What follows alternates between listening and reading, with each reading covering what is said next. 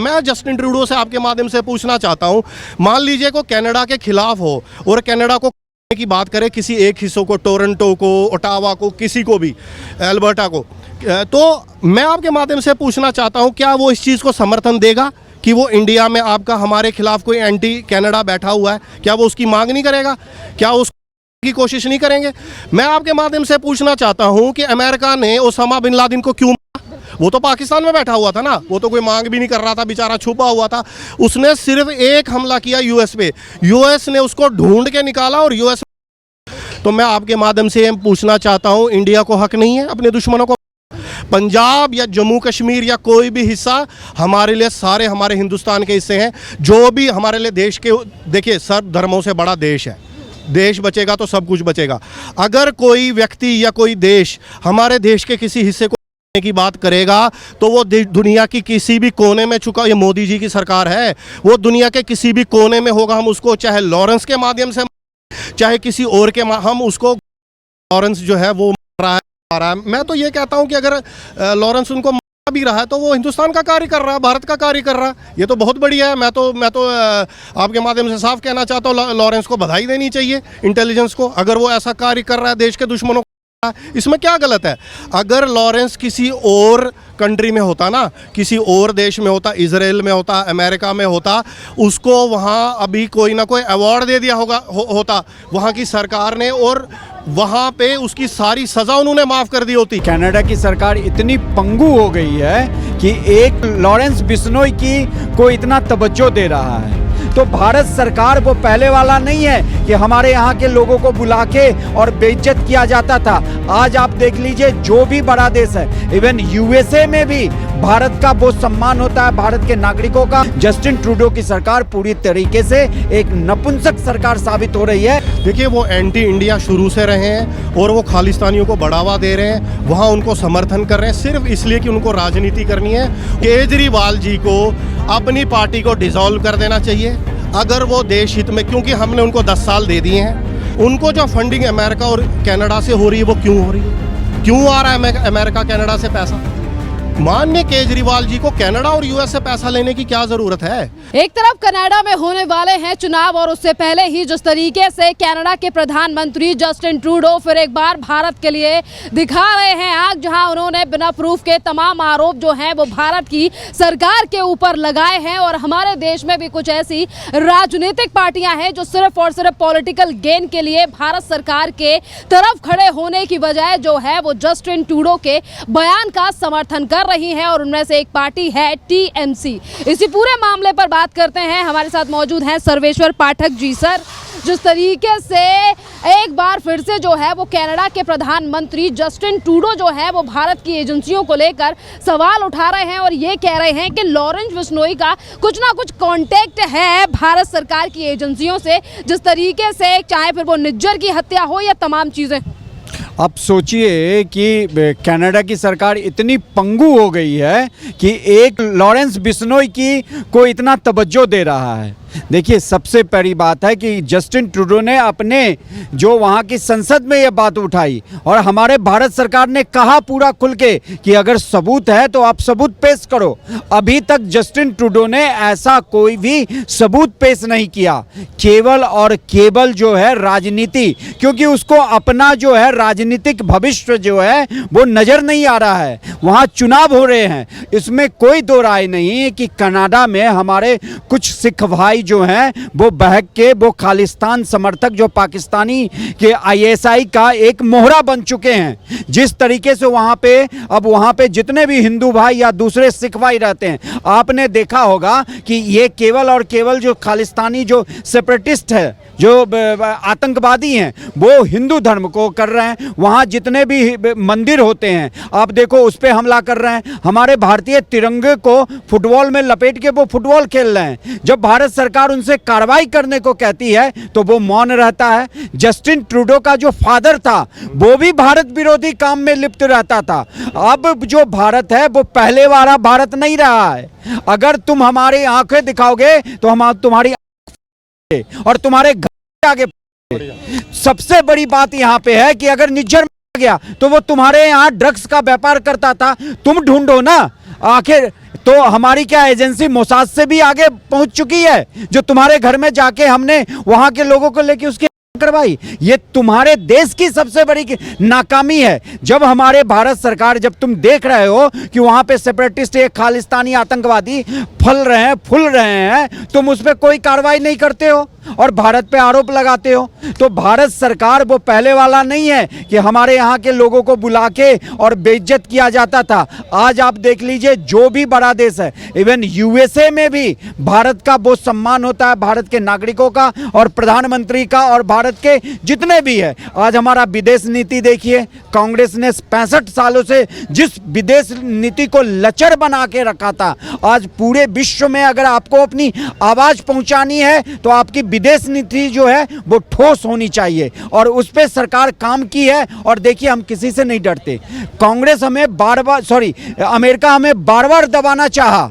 जो यूक्रेन रसिया का लड़ाई हुआ, हम रसिया से ऑयल खरीदते रहे, लेकिन हम नहीं झुके। हमारे विदेश मंत्री जयशंकर जी, हमारे पेट्रोलियम मंत्री पुरी जी सामने जाके बोले पूरे यूरोपियन एजेंसी को और यूरोपियन की जितनी मीडिया थी कि जितना तेल हम एक वीक में खरीदते हैं, तुम पूरे देशों का एक दिन का खपत है और वो सारे गैस और ये रसिया से मंगवाते हो। यहाँ पे खालिस्तानी की जो बात है वो अगर ऑस्ट्रेलिया में होता है तो हमारी सरकार जो है ऑस्ट्रेलियन गवर्नमेंट से बात करती है, चाहे हमारे वहाँ के मंदिरों पे हमला होता है या हमारे किसी नागरिकों को ये फेस करना पड़ता है। जस्टिन ट्रूडो की सरकार पूरी तरीके से एक नपुंसक सरकार साबित हो रही है। वहाँ कनाडा में अपना राजनीति, अस्तित्व और भविष्य बचाने के लिए वो इस तरीके के आरोप और प्रत्यारोप भारत सरकार पे लगा रही है। सर, जिस तरीके से जस्टिन ट्रूडो लगातार भारत सरकार के ऊपर सवाल उठा रहे हैं, सवाल ये भी है कि जिस तरीके से वो हर बार जो है वो भारत को निशाना बनाते हैं, आरोप लगाते हैं बिना प्रूफ के, क्या आने वाले चुनावों में इससे कुछ माइलेज गेन होगी? क्योंकि तमाम जो भारतीय माइलेज गेन का नगण्य प्रभाव इसलिए होगा, मैंने कहा ना कि सब कोई वहां पे कनाडा में खालिस्तान के समर्थक नहीं है। वहां पे एक वर्ग जो कि आईएसआई के प्रभाव में है, वो ड्रग्स और पैसे देके उनको अपना गुलाम बना रखा है, वही है, बस उसी का कोई प्रभाव होगा। मुझे कहीं दूर तक ये नहीं नजर आता है कि जस्टिन ट्रूडो इस मुद्दे को भुना के वहां पे अपनी सत्ता बचा लेंगे। सर, आप मुझे बताइए, जिस तरीके से लगातार खालिस्तानियों को जगह दी जा रही है कनाडा में और वहां के जो प्रधानमंत्री जस्टिन ट्रूडो भारत के ऊपर आरोप लगाते हैं वो भी बिना किसी प्रूफ के, क्या कहेंगे इस बौखलाहट? कि जो जस्टिन ट्रूडो है, उनके पिताजी भी इसी कार्य में लिप्त थे। देखिए, वो एंटी इंडिया शुरू से रहे हैं और वो खालिस्तानियों को बढ़ावा दे रहे हैं, वहाँ उनको समर्थन कर रहे हैं सिर्फ इसलिए कि उनको राजनीति करनी है और वो वहाँ उनको मतलब काफ़ी बल्क में उनको पैसे ला कर देते हैं ये खालिस्तानी, इसीलिए वो जस्टिन ट्रूडो उनको सपोर्ट कर रहा है। लेकिन उनको क्या लेना देना है खालिस्तानियों से और पंजाब से?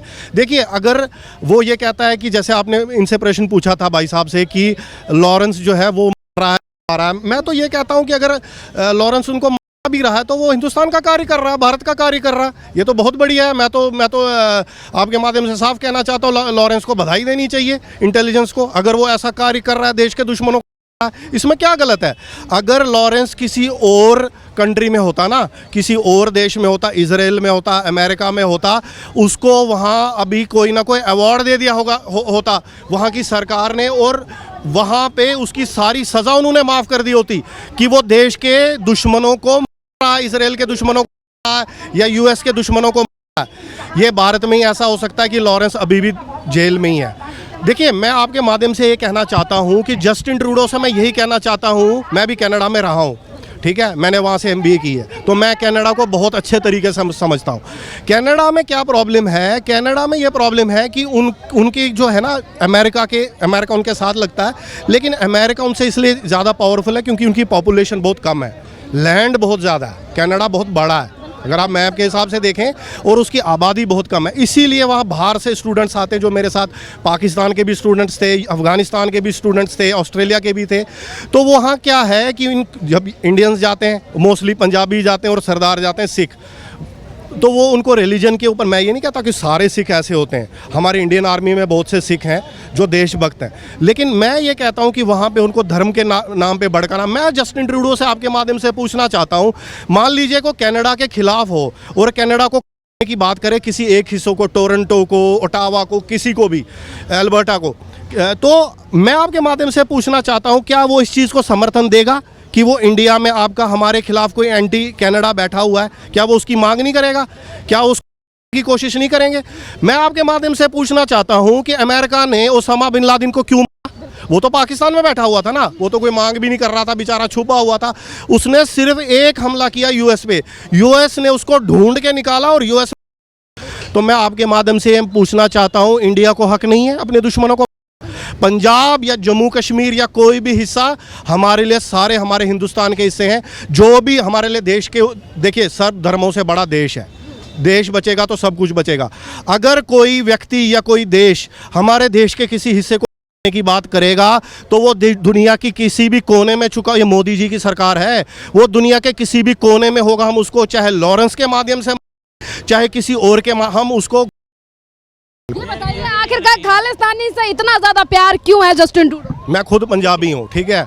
देखिए जस्टिन ट्रूडो ना अभी अपनी बहू को ब्याहना चाहता है, या बेटी को ब्याहना चाहता है किसी पंजाबी के साथ। देखिए ये मजाक की बात हो गई, लेकिन जस्टिन ट्रूडो को मैंने आपके माध्यम से बताया, वो एक राजनीति कर रहा है, वो प्रधानमंत्री है वहाँ का, वो वहाँ पॉलिटिक्स कर रहा है। मैं काफ़ी ज़्यादा बल्क में। सर मेरा सवाल ये भी है कि जैसे आपने कहा कि आप कनाडा में रहकर आए हैं, पर जिस तरीके से एक तरफ अगर भारत की लड़ाई किसी बाहर के देश से है और भारत और कनाडा की लड़ाई जो है वो पिछले साल से चल रही है, ये जो तनावपूर्ण लड़ाई है जब से निज्जर की हत्या जून के महीने में हुई है, इस तमाम बात पे जब तमाम विपक्षी पार्टियों को देश की सरकार के साथ खड़ा होना चाहिए, तो टीएमसी की सांसद सागरिका घोष जो है वो प्रधानमंत्री से सवाल पूछती हैं कि लॉरेंस बिश्नोई का भारत की एजेंसियों से क्या संबंध है, इस बात पे जवाब जो है वो प्रधानमंत्री दे। देखिए टीएमसी जैसी पार्टी, उनको तो शर्म आनी चाहिए। ये तो वही बात हो गई कि एक गधा जो है वो हाथी से पूछ रहा है कि मेरे से मेरे ताकत ज़्यादा है या तेरे में ताकत ज़्यादा, मैं खूबसूरत हूँ या तू खूबसूरत है। हाथी और गधे का क्या कंपैरिजन है? ठीक है, मैं हाथी सबसे बुद्धिमान माना जाता है, उसका मस्तिष्क, और गधा क्या माना जाता है वो आप और हम सब जानते हैं। तो मैं ये कहना चाहता हूँ कि टीएमसी पहले अपने बंगाल में देख लीजिए वो क्या कर रहे हैं। दुर्गा पूजा में वो पहना देते हैं माता रानी को, वो वहाँ पे नवरात्रि की पूजा नहीं होने देते, वो मंदिरों में पढ़ाते हैं। बड़ी अच्छी बात है, आप मंदिरों में पढ़ाइए, लेकिन आप भी घंटा बजवाइए, वहाँ पे भी आरती करवाइए। ये एक ही तरफ से क्यों है? ये गंगा जमुना तहजीब सिर्फ हिंदू ही क्यों हर बार अपने माथे पे लेके घूमे? हमें 1947 से वो गोरे चले गए, हमें ये काले अंग्रेज छोड़ गए, अब ये हमें परेशान कर रहे हैं। कांग्रेस किसी तरीके से हमारा पीछा उसने छोड़ दिया था, अब ये टीएमसी और ये केजरीवाल जैसे आतंकवादी जो नक्सली, अर्बन नक्सली जिनको बोला जाता है। देखिए जो इंटेलिजेंस होती है वो तो किसी की नहीं होती ना। ये इंटेलिजेंस ने कहा है कि जो माननीय केजरीवाल जी हैं, टीएमसी ममता बनर्जी हैं, ये अंदर में इनके फ़ोन कॉल चाइना में जाते हैं, पाकिस्तान। मैं आपके माध्यम से पूछना चाहता हूं इनका पाकिस्तान से क्या लिंक है? इनको एक ममता बनर्जी को पाकिस्तान में कॉलिंग करके वहाँ पर क्या पूछने की ज़रूरत है, घंटों घंटों बात करने की? या माननीय केजरीवाल जी को चाइना से क्या बातें करनी है ऐसी अंदर में? मुझे भी तो बताएं ना माननीय केजरीवाल जी। देखिए ये अर्बन नक्सली हैं, ये एंटी इंडिया एलिमेंट्स में इनका हाथ है, ये देश के खिलाफ गतिविधियों में शामिल हैं, और पंजाब में इनकी सरकार है केजरीवाल जी की। क्या केजरीवाल जी जो हैं कभी भी खालिस्तानियों ने जो बोला कि हमें पंजाब को अलग कर दीजिए हिंदुस्तान से, कभी माननीय केजरीवाल जी की पंजाब में सरकार है? मैं आपके माध्यम से पूछना चाहता हूँ क्या उन्होंने कभी इसकी निंदा की है?